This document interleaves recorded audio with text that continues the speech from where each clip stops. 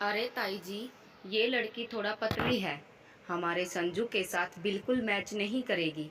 वो लंबी वाली की फोटो देखना जरा। अरे नहीं नहीं भाभी, ये ज़्यादा पढ़ी लिखी है। हमारे संजू भैया की ही तरह दोनों की खूब जमेगी। नहीं नहीं, हमें तो अपने पोते के लिए घर संभालने वाली ही बहू चाहिए, ताऊ देख कर दादी ने कहा। दरवाजे के पीछे से आंखों में अपने दर्द को समेटे सुनैना घर वालों की बातें सुन रही थी। फिर किसी ने आवाज़ लगाई, अरे सुनैना भाभी, आप भी आओ संजू भैया के लिए लड़की पसंद करने। आखिर वो आपका इकलौता और लाडला देवर जो है।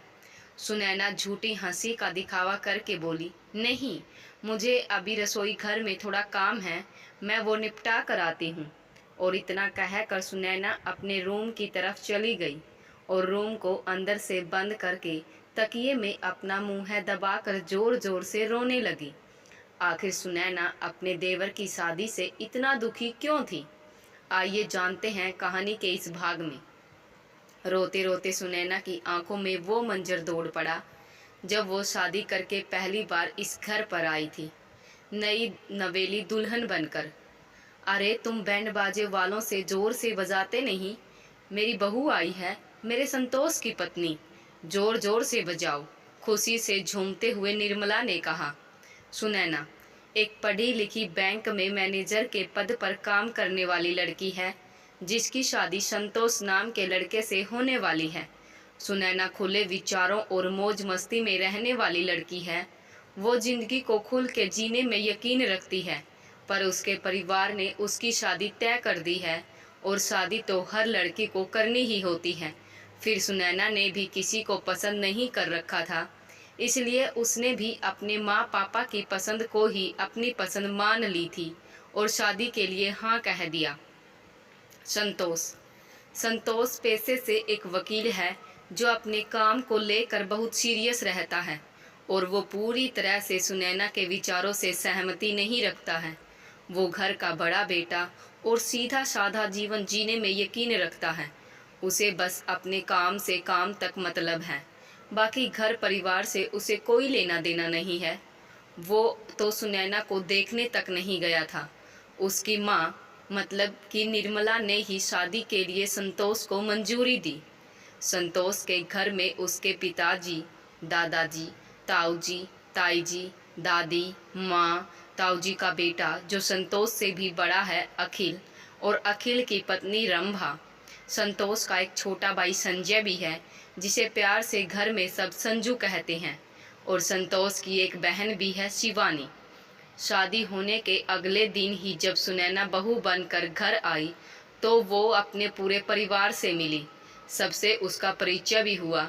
नई नई शादी थी तो घर में बहुत चहल पहल भी थी और सब सुनैना के आगे पीछे डोल रहे थे। सब कुछ ठीक ठाक चल रहा था, लेकिन सुनैना थोड़ी नाखुश सी लग रही थी क्योंकि संतोष उससे ज़्यादा बातचीत नहीं करता था। जितना काम होता उतनी ही बात करता और अपने काम पर चला जाता और देर रात तक घर आता और खाना खाता। फिर सोते वक्त सुनैना के साथ हम बिस्तर होकर सुनैना से दूसरी तरफ मुंह फेर कर सो जाता। सुनैना देखने में बहुत सुंदर थी, पर उसके मुकाबले संतोष नहीं था।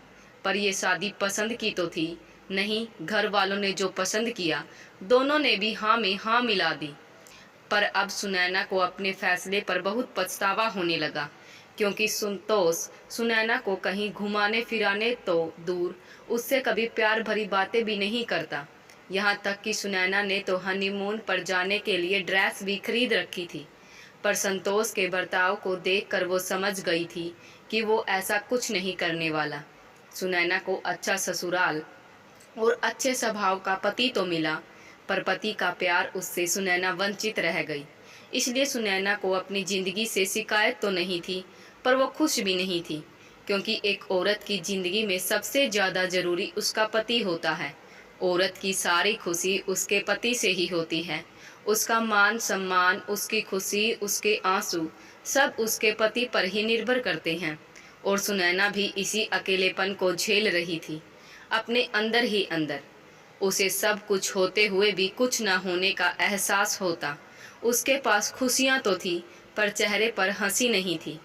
वो हर बार संतोष को खुश करने की कोशिश करती, उसके लिए तरह तरह के स्वादिष्ट भोजन बनाती, तो कभी खूब श्रृंगार करके उसके रूम में आने का इंतजार करती, तो कभी बहाने बनाकर संतोष के करीब जाने की कोशिश करती। पर इन सब का भी संतोष पर कोई असर नहीं हो रहा था। सुनैना को हर वक्त नाकामयाबी ही मिल रही थी, पर सुनैना हिम्मत नहीं हार रही थी। वो संतोष के दिल में अपनी जगह बनाने के लिए निरंतर प्रयास कर रही थी।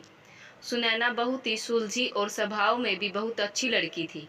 पूरा ससुराल बस उसके आगे पीछे डोलता रहता। धन दौलत से भी सुनैना को कोई कमी नहीं थी।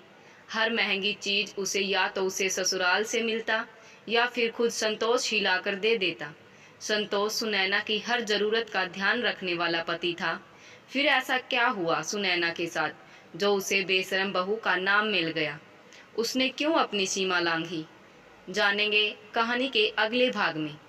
तो दोस्तों, मेरी कहानी बेशरम बहू बहुत जल्द ही शुरू होने वाली है।